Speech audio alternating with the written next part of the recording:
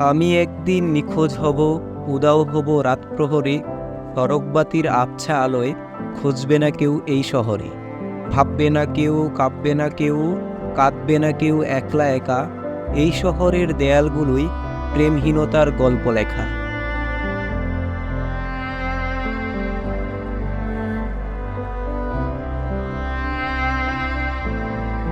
প্রেম, সে তো বয়সের সাথে ফুরিয়ে যায়, বুড়িয়ে যায়, ভাঙা গড়ার খেলায় মিলিয়ে যায়।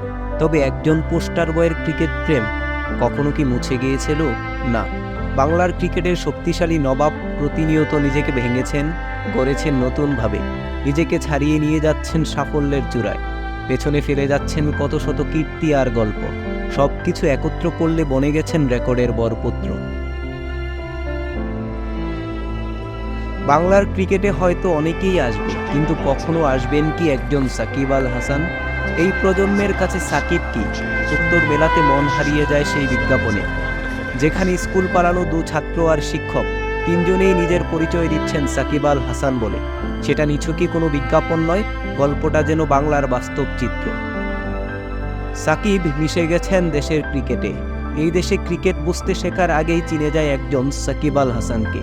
এমনকি অনেক মাতাও সন্তান ভূমিষ্ঠ হওয়ার আগেই ভাবেন নামটা কিভাবে সাকিব রাখা যায়। সাকিব বাংলাদেশ ক্রিকেটের কত বড় অর্জন তা সাকিব যখন থাকবে না তখনই বোঝা যাবে বিশ্বসেরার তকমায় এদেশের ক্রিকেটে কেমন নীরব বিপ্লব ঘটিয়েছিলেন। তরুণ ক্রিকেটারদের কাছে সাকিব কেন এত প্রিয়? কেন সাকিবের সান্নিধ্যে তারা এত উচ্ছ্বসিত? উত্তর খোঁজেন, ভিন্ন এক সাকিবকে খুঁজে পাবেন।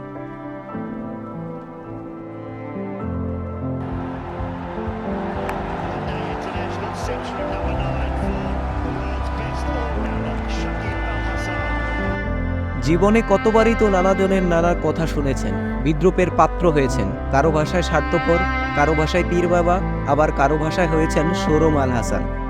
এসবে কর্ণপাত না করে বরাবরের মতো চুপ ছিলেন, নিজের দিনের অপেক্ষায় ছিলেন, কেননা তিনি কথায় নয় কাজে বিশ্বাসী। এবারও দিলেন, খাদের কিনারায় থাকা দলের চ্যাম্পিয়ন্স ট্রফি খেলার আশাটা জিইয়ে রাখলেন। বাংলার ক্রিকেটে তো বটেই, বিশ্ব ক্রিকেটেও যার নতুন করে প্রমাণের কিছুই নেই। দেড় যুগের আন্তর্জাতিক ক্রিকেটের গল্পটা সেই প্রথম দিনের মতো রয়েছে রঙিন ও নিবেদিত।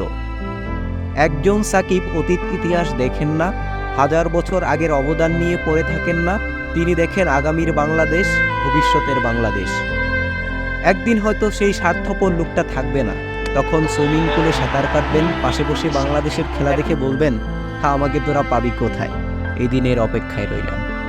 মোহাম্মদ হাসিবুল বাশার, দৈনিক সবুজ বাংলা।